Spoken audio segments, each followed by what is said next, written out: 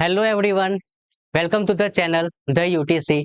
The UTC ચેનલના online platform પર હું વિશાલ પટેલ આપ સૌનું હાર્દિક સ્વાગત કરું છું. આપ સૌ જાણો છો તેમ જીએસઈસીએલમાં જુનિયર એન્જિનિયર મિકેનિકલની ભરતી આવી છે.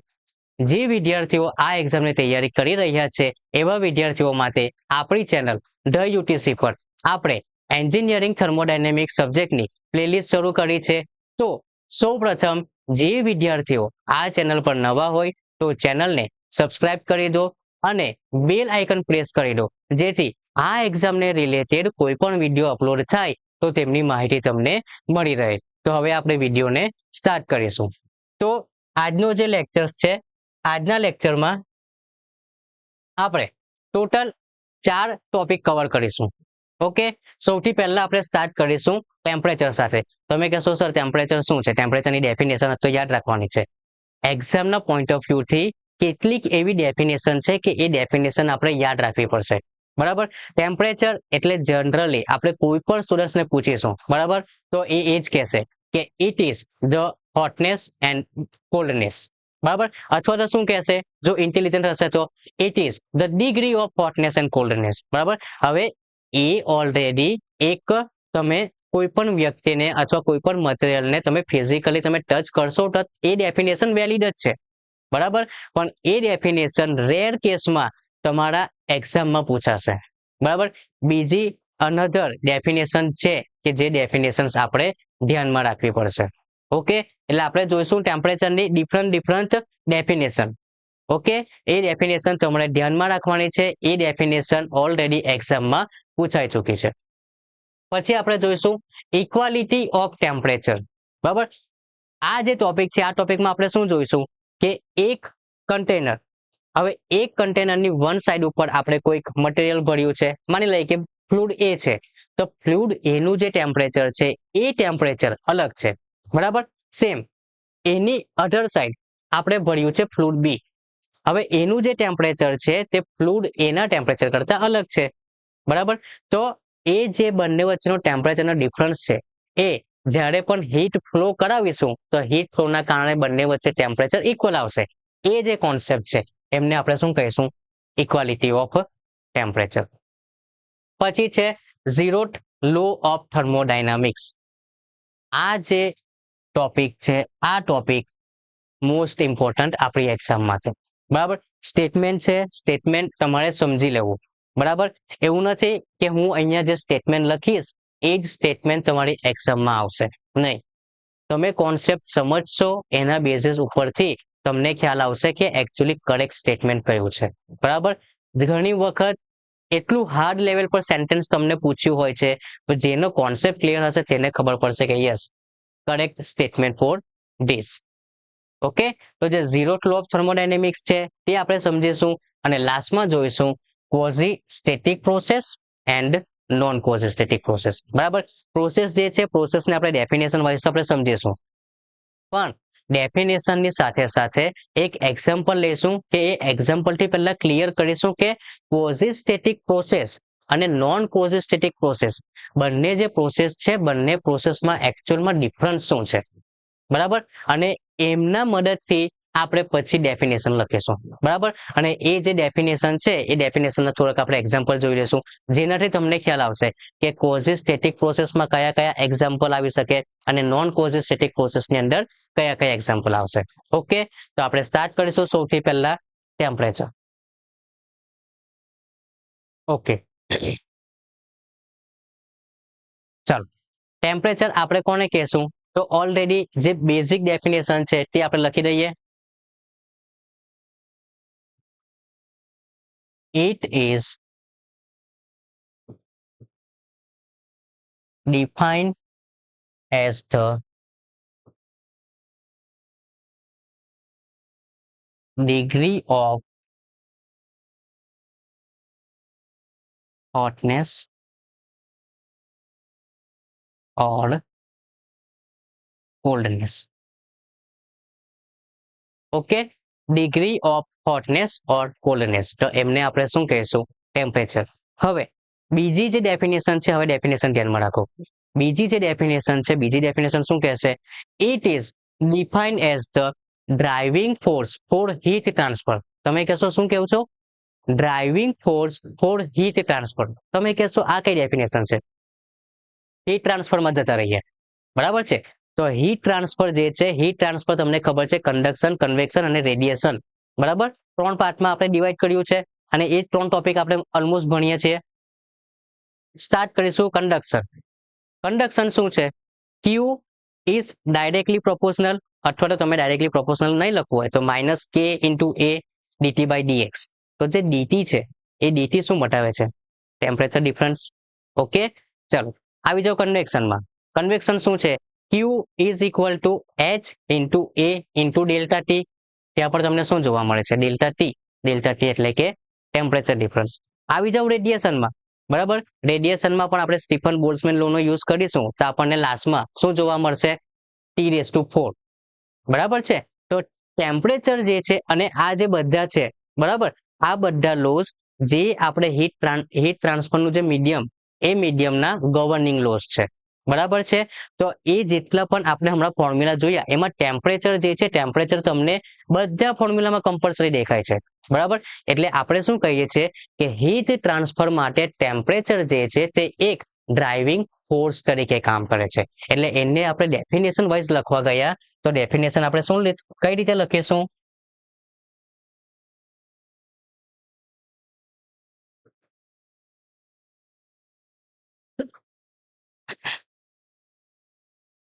It is defined as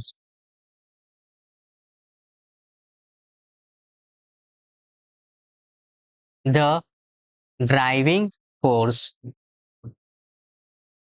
for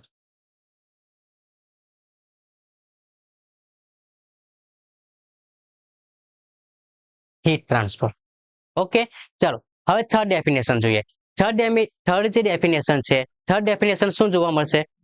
temperature જે છે, બરાબર, કોઈક આપણે ઇનિશિયલ કન્ડિશનમાં જોઈએ તો ટેમ્પરેચર જે છે, ટેમ્પરેચરમાં તમને અનઇક્વાલિટી જોવા મળશે. એટલે કે આપણે એવું કહી શકીએ કે એ જે છે ઇક્વિપમેન્ટ, મટીરિયલ, બોડી તે ઇક્વિલિબ્રિયમમાં નથી. એટલે કે આપણે એવું કહી શકીએ ઇન શોર્ટ કે નોન ઇક્વિલિબ્રિયમમાં છે. પણ ટેમ્પરેચરમાં ઇક્વલ થઈ જશે તો આપણે એને શું કહીશું? Thermal equilibrium.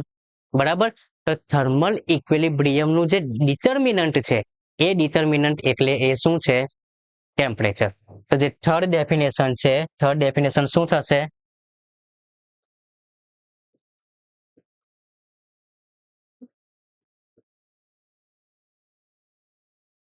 It is defined as the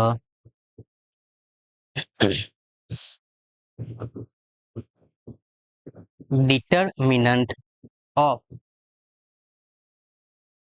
thermal equilibrium.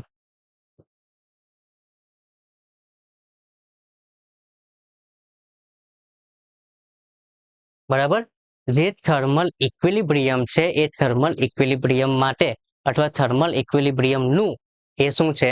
Determinant. હવે ફોર્થ ડેફિનેશન, બરાબર, લાસ્ટ છે. બરાબર, વધારે પડતી આપણે નથી જોવાની. 4 ડેફિનેશન છે, 4 ડેફિનેશન આપણે ધ્યાનમાં રાખીશું. તો ચોથી જે ડેફિનેશન છે, ચોથી ડેફિનેશન શું છે? મોલેક્યુલ્સ છે. બરાબર, તો ઓબ્વિયસ છે કે હવે આપણે એક મોલેક્યુલ્સ પર ધ્યાન નહીં આપીશું, એક કરતા વધારે મોલેક્યુલ્સ હશે. તો જેટલા પણ મોલેક્યુલ્સ છે એ મોલેક્યુલ્સની આપણને કાઇનેટિક એનર્જી મળશે. તો જે કાઇનેટિક એનર્જી છે એ કાઇનેટિક એનર્જી આપણને ઇન્ડિવિજ્યુઅલ તો નહીં મળી શકે, કારણ કે મોલેક્યુલ્સ જે છે તે નંબર વાઇઝ આપણને વધારે પડતા જોવા મળશે. તો કાઇનેટિક એનર્જી આપણે કઈ રીતે લેશું? Mean kinetic energy. તો મીન કાઇનેટિક એનર્જીને જે મેઝર કરશે એટલે એ પણ શું થશે? ટેમ્પરેચર. બરાબર, એટલે ફોર્થ જે ડેફિનેશન છે, ફોર્થ ડેફિનેશન આપણે કઈ રીતે લખીશું? It is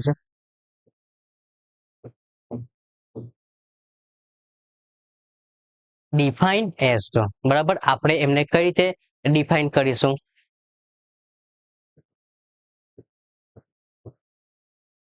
measure of mean kinetic energy. mean, બરાબર, measure of mean kinetic energy of molecules ધ્યાનમાં રાખજો અહીંયા લખ્યું છે મોલેક્યુલ્સ, બરાબર. એટલે મોલેક્યુલ્સ જે છે એ મોલેક્યુલ્સને આપણે મીન કાઇનેટિક એનર્જી લેશું, તો એ જે મીન કાઇનેટિક એનર્જીનું મેજર કરીશું એ જ આપણને શું જોવા મળશે? ટેમ્પરેચર.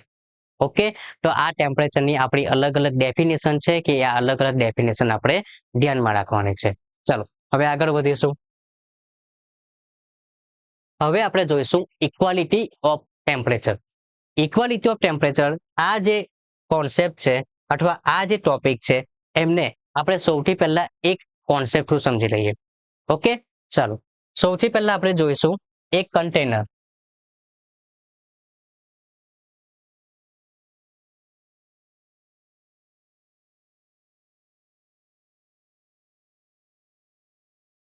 બરાબર. હવે આ જે કન્ટેનર છે આ કન્ટેનર આપણે એવું કહી શકીએ કે બિફોરની કન્ડિશનમાં છે. ઓકે, એટલે હું લખી દઈશ બિફોર. ચાલો હવે આ કન્ટેનરને હું બે ભાગમાં ડિવાઈડ કરું છું. અહીંયા મારી પાસે ફ્લુઇડ છે એ અને અહીંયા મારી પાસે ફ્લુઇડ છે બી.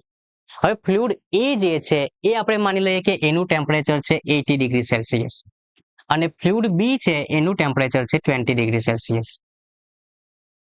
ઓકે, અહીંયા 80, અહીંયા 20. હવે શું કરાવીશ કે હીટ જે છે એ હીટ અહીંયાથી ફ્લો થશે.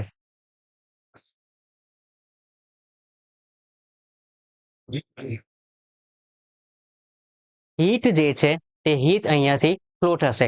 તો હીટ ફ્લો થવાના કારણે શું થશે? અહીંયાથી જે હાઈ ટેમ્પરેચર છે એ હાઈ ટેમ્પરેચર કઈ તરફ મૂવમેન્ટ કરશે? લો ટેમ્પરેચર તરફ. ઓકે, તો અહીંયા આપણને શું જોવા મળશે? સેમ કન્ટેનર સાઇઝ અને વોલ્યુમમાં થોડુંક આગળ પાછળ થઈ જાય તો માફ કરજો. બરાબર, અહીંયા છે એ ફ્લુઇડ, અહીંયા બી ફ્લુઇડ, પણ આપણે જેવું હીટ ફ્લો કરાવીશું એટલે આ બંને વચ્ચેનું જે ટેમ્પરેચર છે એ ટેમ્પરેચર કેવું થઈ જશે? ઇક્વલ. એટલે 80 છે તો અહીંયા થશે 50, અહીંયા થશે 50. પણ આ જે કન્ડિશન છે આ કન્ડિશન હીટ ફ્લો થયા પછી એટલે આપણને આફ્ટરમાં જોવા મળશે. બરાબર, તો બસ આ જે સિમ્પલ કોન્સેપ્ટ છે એ સિમ્પલ કોન્સેપ્ટને આપણે શું કહીશું? Temperature equality. બરાબર, એને જ આપણે શું કહીશું? Temperature equality. હવે આપણે સમજીએ કઈ રીતે થશે.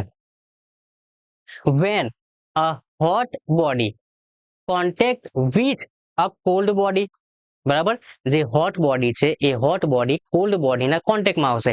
તો જ્યારે પણ આપણે હીટ ફ્લો કરાવીશું તો જે હોટ બોડી છે એ હોટ બોડી તરફથી જે કોલ્ડ બોડી છે એમના તરફ હીટ જે છે તે હીટ શું થશે? ફ્લો. પણ ક્યાં સુધી? until the same temperature. Okay, એટલે આ જે સ્ટેટમેન્ટ છે આ સ્ટેટમેન્ટ જો તમારે લખવું હોય તો તમે લખી શકો છો. શું લખીશું?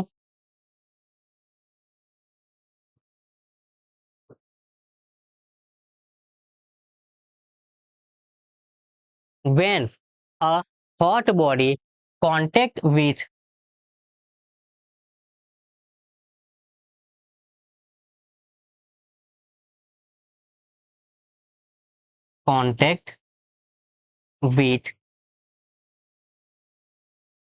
a cold body, બરાબર, જે કોલ્ડ બોડી છે તે કોલ્ડ બોડીના કોન્ટેક્ટમાં આવશે. Heat flow then after heat flow ક્યાંથી થશે? જે હોટ બોડી છે ત્યાંથી cold body. Heat flow from hot body to cold body. તો હીટ જે છે તે હીટ ફ્લો થશે પણ ક્યાં સુધી થશે? until both reach, બરાબર, બંને જે છે બંને ક્યાં પહોંચી જશે? both reach same temperature.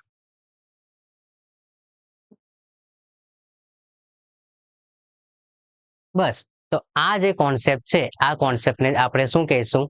Equality of temperature. Okay, થયું ક્લિયર? ચાલો આગળ વધીશું. હવે નેક્સ્ટ ટોપિક જોઈશું.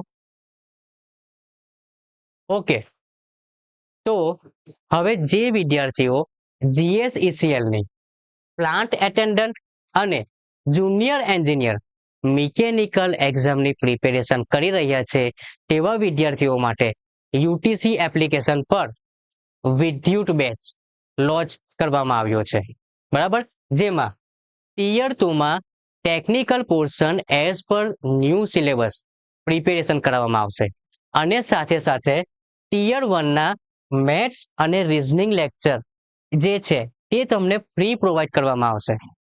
આ કોર્સની ફી માત્ર ₹2,999 છે, બરાબર. વધુ માહિતી માટે તમે અમારો કોન્ટેક્ટ નંબર 6354999091. ફરી પાછો શું છે મોબાઈલ નંબર 6354999091. તેના પર તમે કોલ કરી શકો છો અને એપ્લિકેશનને ડાઉનલોડ કરવા માટેની લિંક ડિસ્ક્રિપ્શનમાં તમને નીચે આપી છે. આગળ વધીશું હવે next topic, which is zeroth law of thermodynamics. બરાબર, zeroth law of thermodynamics જે છે તે ઓલમોસ્ટ બધાને ખબર છે, બરાબર. કોઈ પણ સ્ટુડન્ટ્સને આપણે પૂછીશું તો જનરલી એ એટલું તો કહેશે જ કે બે બોડી જે છે એમના ટેમ્પરેચર જો ઇક્વલ હશે ને તો એમની સાથે જે આપણે ત્રીજું બોડી કન્સિડર કરીશું તો એમનું પણ ટેમ્પરેચર જે છે તે ઇક્વલ જ હશે અને ઓબ્વિયસ છે કે આ જે સ્ટેટમેન્ટ છે આ સ્ટેટમેન્ટ ટ્રુ છે. પણ એકચ્યુઅલીમાં સ્ટેટમેન્ટ હવે આપણે કઈ રીતે ધ્યાનમાં રાખવું, કારણ કે આપણે તો કોન્સેપ્ટ વાઇઝ સમજવાનું છે, કારણ કે એ કોન્સેપ્ટને યુઝ કરીને વર્ડ્સ જે છે તેમને એ લોકો ચેન્જ કરીને પણ અથવા તો સ્ટેટમેન્ટમાં થોડું ચેન્જ લાવીને પણ એક્ઝામમાં પૂછી શકે છે, બરાબર છે. તો સ્ટેટમેન્ટ જે છે સિમ્પલ હું સ્ટેટમેન્ટ લખીશ, બરાબર, તમે સમજજો અને એના બેઝિસ ઉપરથી કઈ રીતે વેરિએશન આવી શકે તે તમારે ધ્યાનમાં રાખવાનું છે. તો સ્ટાર્ટ કરીશું સૌથી પહેલા zeroth law of thermodynamics. તો zeroth law of thermodynamics શું છે? If two system, અહીંયા એમનું જે ફિગર છે એ ફિગર આપણે અહીંયા ડ્રો કરીએ, બરાબર. આપણે શું કહીએ છીએ? if two system, બે સિસ્ટમ છે, આપણે માની લઈએ આ સિસ્ટમ A, આ સિસ્ટમ B. આપણે શું બોલીએ છીએ? if two system are individually in thermal equilibrium with a third system. ફરી પાછું, if two system are individually in thermal equilibrium with a third system, એટલે કે A જે છે તે C બોડી સાથે થર્મલ ઇક્વિલિબ્રિયમ છે અને B જે છે તે પણ C બોડી સાથે ઇન્ડિવિજ્યુઅલી થર્મલ ઇક્વિલિબ્રિયમ છે. તો શું થશે? ધેન they are એટલે કે A and B are also in thermal equilibrium with each other. બરાબર. હવે ટેમ્પરેચરની વાત કરીએ છીએ તો આપણે અહીંયા પ્રેશર લખી દઈએ કે આ બોડીનું ટેમ્પરેચર 50 ડિગ્રી સેલ્સિયસ છે, થર્મલ ઇક્વિલિબ્રિયમમાં હતું એટલે આનું પણ 50 હશે. આની સાથે આ 50 છે તો આ જે છે આની સાથે આ પણ 50 છે તો આ જે છે તે પણ શું થશે? Thermal equilibrium. ઓકે, ફરી પાછો સ્ટેટમેન્ટ જે છે સ્ટેટમેન્ટને હું રિપીટ કરું છું. શું છે statement? if two system are individually in thermal equilibrium with a third system, then they are also in thermal equilibrium with each other. બરાબર. હવે સ્ટેટમેન્ટ યાદ રહી જવું જોઈએ. સ્ટેટમેન્ટ જે છે સ્ટેટમેન્ટ આપણે હવે અહીંયા લખી દઈએ. શું છે statement? if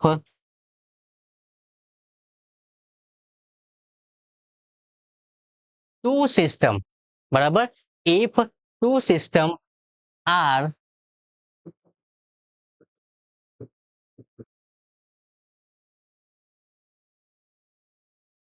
individually thermal equilibrium with a third system are individually thermal equilibrium with a third system,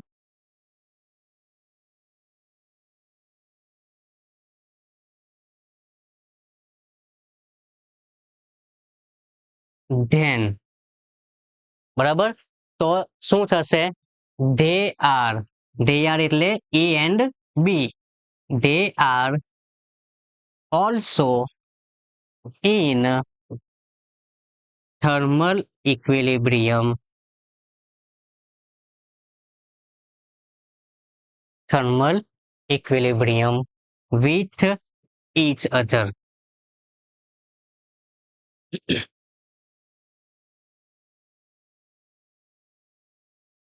બરાબર છે ફરી પાછું જોઈ લો એક વખત સ્ટેટમેન્ટ શું છે if two systems are individually thermal equilibrium with a third system, then they are also in thermal equilibrium with each other.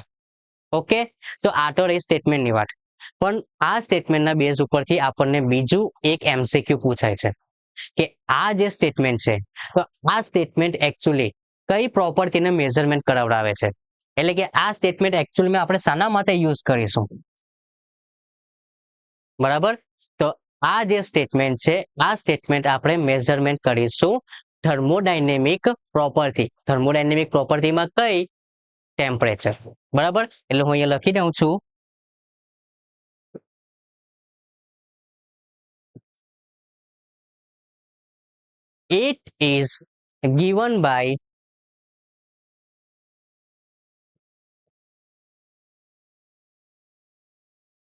it is given by measurement of thermodynamic property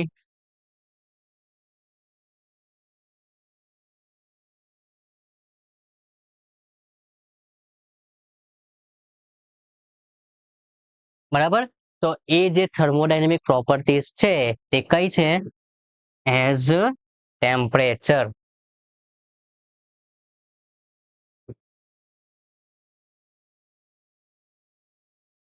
ખાસ ધ્યાનમાં રાખવું જે એમસીક્યુ માં પૂછાય છે તે એક તો આ સેન્ટેન્સ બરાબર છે પછી આપણું આ સ્ટેટમેન્ટ બરાબર બંને એક્ઝામ એમસીક્યુ ટાઈપની એક્ઝામ માટે ઇમ્પોર્ટન્સ છે અને લાસ્ટમાં આપણું ટેમ્પરેચરની ડેફિનેશન ઓકે ઓલમોસ્ટ પહેલી જે છે પહેલીને અવોઇડ કરવી બરાબર પહેલી ડેફિનેશન તો ઓલમોસ્ટ 99% એક્ઝામમાં નહીં જ પૂછાશે ઓકે બેઝિક ડેફિનેશન છે બરાબર છે યાર એ તો તમને ખ્યાલ હોવી જોઈએ એમના સિવાયની જે છે તે તમારે ધ્યાનમાં રાખવાની હવે આપણે આગળ વધીશું ચાલો last topic which is quasi-static process and non-quasi-static process okay સૌથી પહેલા સમજીએ કે શું છે quasi-static અને non-quasi-static process ચાલો અહીંયા હું સ્ટાર્ટ કરીશ સૌથી પહેલા એક આપણે સિલિન્ડર અને પિસ્ટન ની એરેન્જમેન્ટ લેવાની છે તો એ એરેન્જમેન્ટ હું કંઈક આ રીતે માનું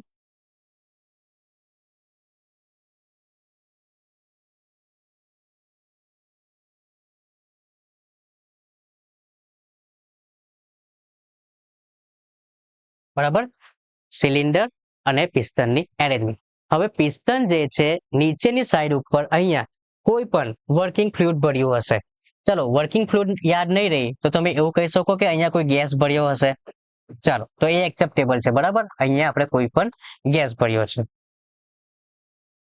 હવે આ જે પિસ્ટન છે આ પિસ્ટનની ઉપર આપણે એક વુડન બ્લોક મૂકીશું અથવા જો વુડન બ્લોક યાદ નહીં રહે તો તમે કહી શકો છો કે મેટાલિક બ્લોક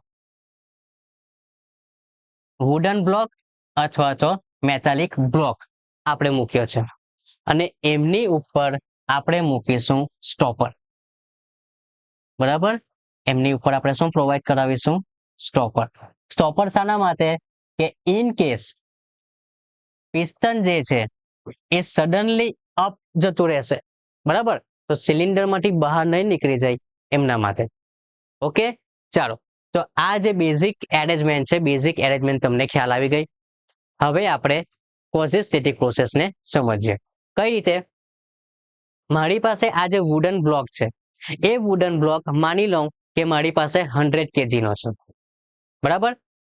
ફરી પાછું વુડન બ્લોક જે છે તે ઓલમોસ્ટ કેટલું છે 100 kg નું. તો હું શું કરું છું 10 kg ના ભાગમાં હું એને નાના નાના 10 ભાગની અંદર ડિવાઈડ કરી દઉં છું.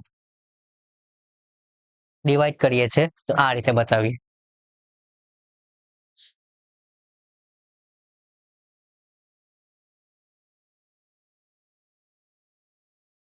ઓકે, ફરી પાછું આપણે શું કર્યું, જે 100 kg નો વુડન બ્લોક છે એમને આપણે નાના નાના 10 kg ના ભાગમાં ડિવાઈડ કર્યા. હવે ઓલમોસ્ટ છે 100 kg હતું, 10 kg વાઇઝ આપણે અલગ અલગ પાડવાના છે. તો જે ટુકડા છે, બરાબર, જે પીસીસ છે તે આપણને કેટલા મળશે 10 પીસ.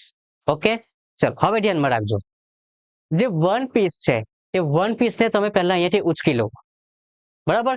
જેવું ઉચકશો તો કોઈક ને કોઈક પ્રેશર અને વોલ્યુમ એમાં ચેન્જ આવશે. તો પ્રેશર અને વોલ્યુમમાં જે ચેન્જ આવશે તો એ ચેન્જ તમે અહીંયા ગ્રાફમાં નોટ ડાઉન કરી લો.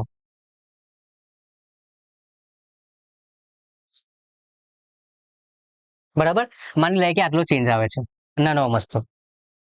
તો 10 kg નો આપણે ઓલરેડી રિમૂવ કર્યું, ફરી પાછું 10 kg રિમૂવ કરો એટલે ટોટલ કેટલા થયા 20. તો હવે જ્યારે આપણે 10 kg એડિશનલ રિમૂવ કરીશું તો આપણને કંઈક આ રીતનું જોવા મળશે. ફરી પાછું 10 કરો આ રીતે, ફરી પાછું આ રીતે, આ રીતે, આ રીતે. લાસ્ટમાં જ્યારે 10th નંબરનું જે બ્લોક છે એ 10th નંબરનું બ્લોક કરશો તો તમને આ રીતે જોવા મળશે. ઓકે, તો જે ડાયાગ્રામ છે એ ડાયાગ્રામ હું સિમ્પલી ડ્રો કરું તો મને કંઈક આ રીતે જોવા મળશે. ઓકે, ક્યારે, જ્યારે આપણે 1 બાય 1 બ્લોક જે છે એ બ્લોક આપણે રિમૂવ કરતા ગયા. Okay, complete. હવે શું કરીશું, જેટલા પણ બ્લોક આપણે ઉચક્યા છે તો એ બ્લોકને આપણે ફરી પાછું મૂકીશું ક્યાં, પિસ્ટનની ઉપર. તો પિસ્ટનની ઉપર જ્યારે આપણે મૂકીશું તો ત્યારે આપણને ગ્રાફ જે છે તે કઈ રીતે બિહેવ કરશે તો તે આપણે જોઈશું. બરાબર, તો માની લઈએ કે ત્યારે જે છે એ ગ્રાફ આપણને ફરી પાછો અહીંયાથી આ કન્ડિશનમાં મળે છે, બરાબર. અને પાછું 20 kg એટલે કે અનધર 10 kg મૂકીશ તો અહીંયા 30 kg, અહીંયા 40, 50, 60, 70, 80, 90 અને 20. એમનો મતલબ શું થયો કે જ્યારે હું પિસ્ટન પરથી 1 બાય 1 બ્લોક રિમૂવ કરતો હતો ત્યારે જે ગ્રાફ મળે છે એ જ સેમ ગ્રાફ ફરી પાછો પિસ્ટનની ઉપર હું બ્લોક મૂકું છું તો મને એ જ ગ્રાફ મળે છે. તો આ ટાઈપની જે પ્રોસેસ છે આ પ્રોસેસને હું કહીશ ક્વોઝિસ્ટેટિક પ્રોસેસ. બરાબર, સિમ્પલ હમણાં જસ્ટ સમજી લો કે ક્વોઝિસ્ટેટિક પ્રોસેસ શું છે, પછી આપણે જે ઓલરેડી લખાણ જે લખવાનું છે તે આપણે લખીશું. બરાબર, તો આ ખ્યાલ આવ્યો ક્વોઝિસ્ટેટિક પ્રોસેસ આપણે કોને કહીશું. ચાલો હવે આગળ વધીએ. હવે આપણે જોઈશું નોન ક્વોઝિસ્ટેટિક પ્રોસેસ. તો જે નોન ક્વોઝિસ્ટેટિક પ્રોસેસ છે, નોન ક્વોઝિસ્ટેટિકની પ્રોસેસની અંદર એરેન્જમેન્ટ જે છે તે સેમ. બરાબર, તો આપણે પહેલા એરેન્જમેન્ટ ડ્રો કરી લઈએ. બરાબર, જો હવે કદાચ મે બી બની શકે કે અહીંયા જે પિસ્ટન છે એના કરતા પિસ્ટન થોડું મોટું હોય તો હવે થોડુંક સમજી લેજો. બરાબર, બંને કન્ડિશનમાં જે સિલિન્ડર અને પિસ્ટનની એરેન્જમેન્ટ છે તે તો સેમ જ રહેશે. બરાબર, પછી બહુ કન્ફ્યુઝન નહીં કરવાનું. એમની અંદર હું મૂકું છું પિસ્ટન,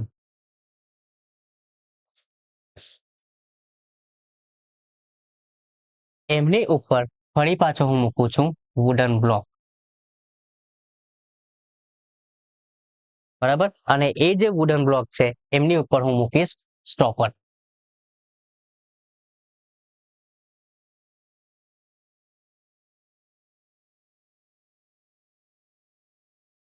ડન. ઓલરેડી જે પિસ્ટનની નીચે અહીંયા આપણી પાસે ફ્લુઇડ ઓલરેડી કન્ટેન છે, ફિલ થયેલું છે. ચલો હવે આગળ વધીશું. આ ટાઈપની જે પ્રોસેસ છે, આ ટાઈપની પ્રોસેસમાં હવે આપણે શું કરીશું, અહીંયા જે વુડન બ્લોક છે એ વુડન બ્લોકને આપણે 10 ભાગમાં ડિવાઈડ કર્યા અને 1 બાય 1 રિમૂવ કર્યા. આ પ્રોસેસમાં આપણે શું કરીશું, એકી સાથે જે 100 kg નું બ્લોક છે એને એક સાથે રિમૂવ કરી નાખશું, એટલે ઉચકીશું અહીંયાથી 100 kg એક સાથે, બરાબર. તો ઓબ્વિયસ છે કે ત્યારે જે પીવી ડાયાગ્રામ છે, બરાબર, એ કન્ડિશનમાં જે પીવી ડાયાગ્રામ છે એ પીવી ડાયાગ્રામ ક્યાં તમને આ રીતે સ્ટ્રેટ લાઈન પણ મળી જશે, બરાબર, ક્યાં તો પછી ઉપરના ભાગથી આ તરફ પણ જોવા મળશે, ક્યાં પછી નીચેના ભાગથી પણ તમને આ રીતે જોવા મળશે. ખાલી એટલું ખબર છે કે પહેલા સ્ટેજ પરથી બીજા સ્ટેજ પર પહોંચવાનું છે, પણ પહેલા સ્ટેજ પરથી બીજા સ્ટેજ પર પહોંચવા માટે કઈ રીતે આ પાઠ આ પાઠ આ પાઠ કઈ રીતે પહોંચવાનું છે તે આપણે અહીંયા નહીં મેળવી શકીશું. સેમ ફરી પાછું આપણે તો 100 kg ઉચકી લીધું એટલે 100 kg આપણે મૂકીશું, તો 100 kg મૂકીશું તો શું આ પાઠ પરથી આપણે માની લઈએ કે આ પાઠ આપણે ફોલો કર્યો હતો, તો હવે જરૂરી છે કે ફરી પાછું આ જ પાઠ મળશે? નહીં મળશે, બરાબર. તો આ ટાઈપની જે પ્રોસેસ છે, આ ટાઈપની પ્રોસેસને આપણે શું કહીશું? Non quasi static process. Simple, quasi static process અને નોન કોઝિસ્ટેટિક પ્રોસેસ. ઓકે, હવે વન બાય વન જે ડેફિનેશન છે આપણે ડેફિનેશન લખીશું અને એમના એક્ઝામ્પલ છે એક્ઝામ્પલ લખીશું. ઓકે, ગ્રાફ વાઇઝ તમને કમ્પ્લીટલી ખ્યાલ આવી જવો જોઈએ કે કોઝિસ્ટેટિક પ્રોસેસ શું છે અને નોન કોઝિસ્ટેટિક પ્રોસેસ શું છે. ચાલો, સૌથી પહેલા આપણે લખીશું કોઝિસ્ટેટિક process.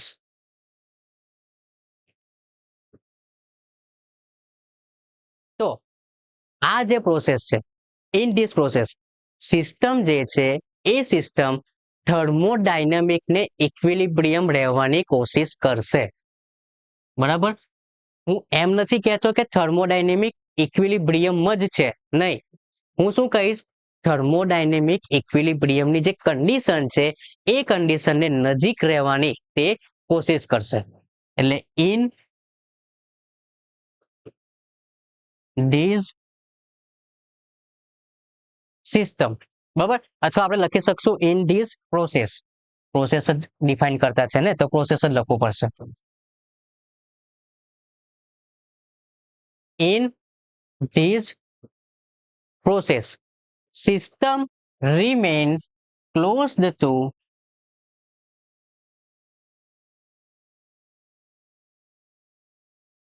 system remain close to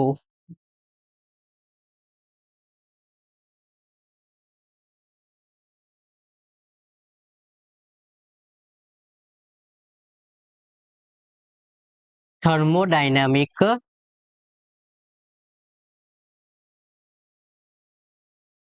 equilibrium, બરાબર. જે થર્મોડાયનેમિક ઇક્વિલિબ્રિયમ છે તે થર્મોડાયનેમિક ઇક્વિલિબ્રિયમને એ શું કરશે? નજીક રહેવાની કોશિશ કરશે. ઓકે, ચાલો એક્ઝામ્પલ જોઈએ. સૌથી બેસ્ટ એક્ઝામ્પલ જો આમનું હોય તો છે પ્લાન્ટનો ગ્રોથ, બરાબર. શું છે example?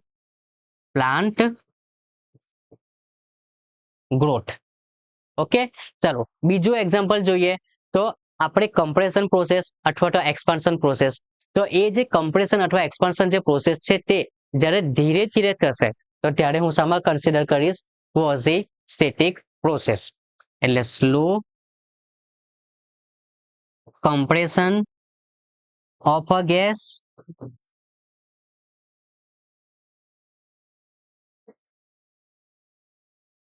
slow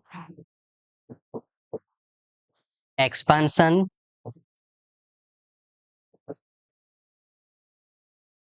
of a gas, બરાબર. Slow compression, slow expansion. ચાલો હવે આનાથી ઊંધું એટલે એ શું થશે? Non quasi static process. જોઈશું નોન ક્વોઝી-સ્ટેટિક પ્રોસેસ.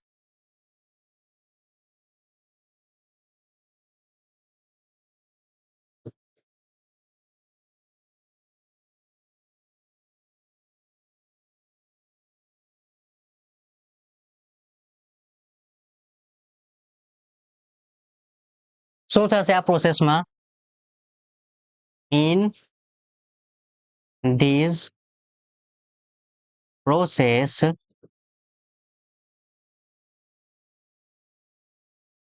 સિસ્ટમ, બરાબર. આ જે પ્રોસેસ છે, આ પ્રોસેસમાં એકચ્યુઅલીમાં શું થશે, સિસ્ટમ જે છે એ ક્લોઝ નહીં રહેશે. ક્લોઝ નહીં રહેશે એનો મતલબ does not remain close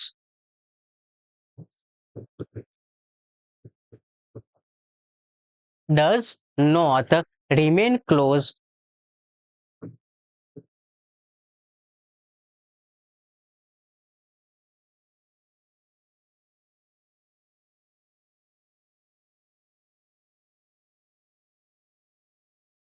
to thermodynamic equilibrium.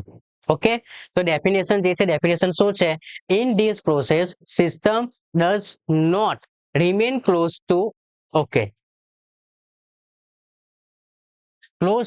Thermodynamic equilibrium. તો આ ટાઈપની જે પ્રોસેસ છે, આ ટાઈપની પ્રોસેસને આપણે શું કહીશું, નોન કોઝિસ્ટેટિક પ્રોસેસ. ઓબ્વિયસ છે કે હવે આનું જ આપણે એક્ઝામ્પલ જોઈતું હોય તો એક્ઝામ્પલ શું છે,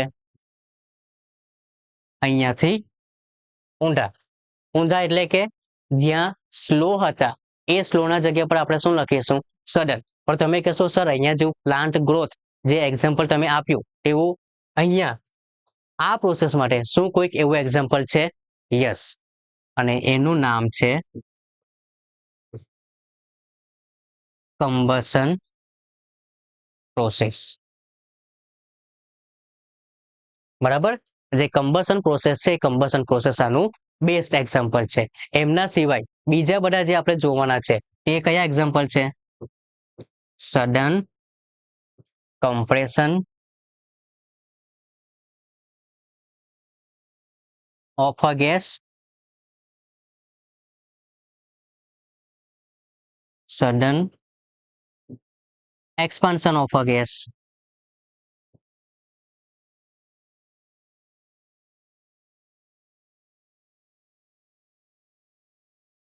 ઓકે, આઈ હોપ કે તમને આ જે ચારે ચાર ટોપિક છે એ ચારે ચાર ટોપિક તમને ક્લિયર થઈ ગયા હશે. બરાબર, ટેમ્પરેચરની જે ડેફિનેશન છે તે પણ ધ્યાનમાં રાખવી, ઝીરોથ લો ઓફ થર્મોડાયનેમિક્સ જે છે કઈ રીતે પૂછાઈ શકે તે તમારે ધ્યાનમાં રાખવું.